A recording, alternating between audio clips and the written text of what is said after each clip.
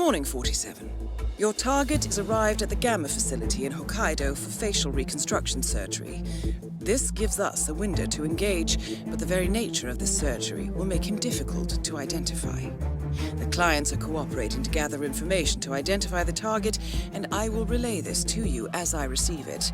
Be ready to improvise, however. The clock is ticking, 47. Good luck.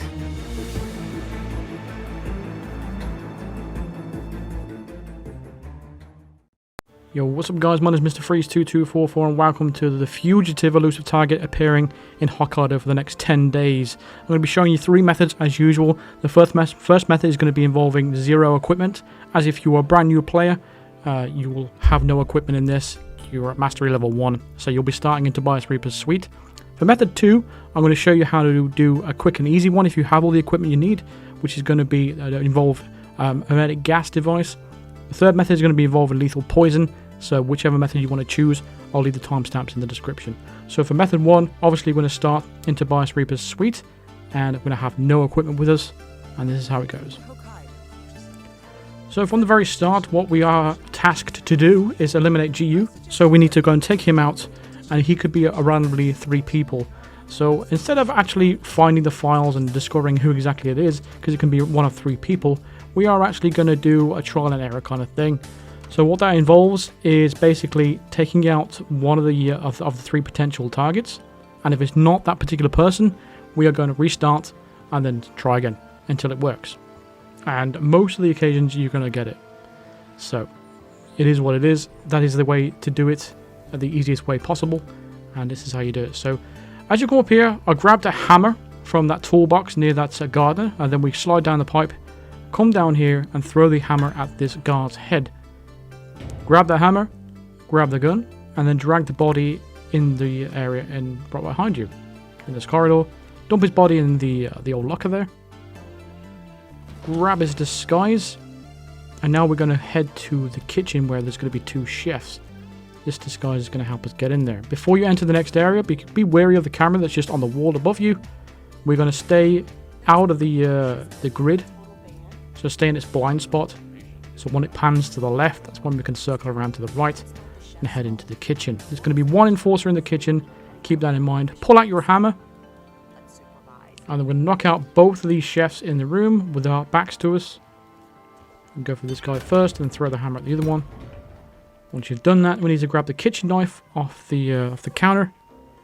And we're going to go into the pantry over here and then cut up the fish. There's the fugu fish we're going to use for poison. This is also can be used in method 3 as well. So while we're here, because we have some time to wait for anyway, we're going to dump these bodies in these little freezers. They don't die, but we are going to take his disguise as well. We're going to hide the bodies just to be sure. So if you are unsure of anyone patrolling around here, I'm not sure if anyone else does come down here. Can't remember. So to be safe, I'll just dump these bodies in here. We're going to head up the stairs now. Just be wary of the 1 enforcer up here who's by the bar. And then we're going to poison the second glass from the right. Once we've done that, what we're going to do now is go back and put our VIP disguise back on. The reason for that is we just want to chill out in the lounge area and just wait for the target to potentially die. So what we're going to do is put on our outfit right here and go right back. Just be careful though, once you go back through this area, that you have to get into the restaurant as quick as you can, otherwise you can get spotted. So just do exactly what I just did there. As long as you don't walk through there, it's not gonna spot you or anything like that. So we're just gonna blend here and just chill out here in the lounge and just wait for our target to come along. He's gonna drink that glass of wine with a red mist coming out of it, and he's gonna slump down. He's either gonna do 1 of 2 things. You're either gonna get a non-target kill, in which case you wanna restart and do the whole thing again, or you'll get a target kill and then you can head straight to the exit and you're done. So they're the 2 outcomes that could potentially happen. So let's get to the point where he's actually drinking it, because you can take 1 minute, you can take 8 minutes. So let's just skip to the point where he actually does it. So here he is, he's taking a drink of his wine here. Like I said before, you'll either have a non-target kill or you will have a target kill. If it says non-target, just be sure to restart mission straight from the menu and you'll be able to do that. So just click the options button, the pause button, and then click restart mission, and then you'll be able to restart anyway if it's a non-target kill. If you've got the target and your objective is complete and Diana confirms that, you can head straight to the exit I'm going to take the cable car, and it's a very easy silent assassin. And by the way, you don't have to put this the VIP patient disguise back on if you don't want to. That was entirely up to you, really. I chose to make the choice of, you know, starting the mission in our suit, ending the mission in our suit. Well, it's not technically a suit, but it's a part of the suit category. But either way, there we go. So if you are a new player, new to the game, a new player to the game, and you've got no equipment and you're mastery level 1 or anywhere up to mastery level 20, then you can easily do this method, no problem.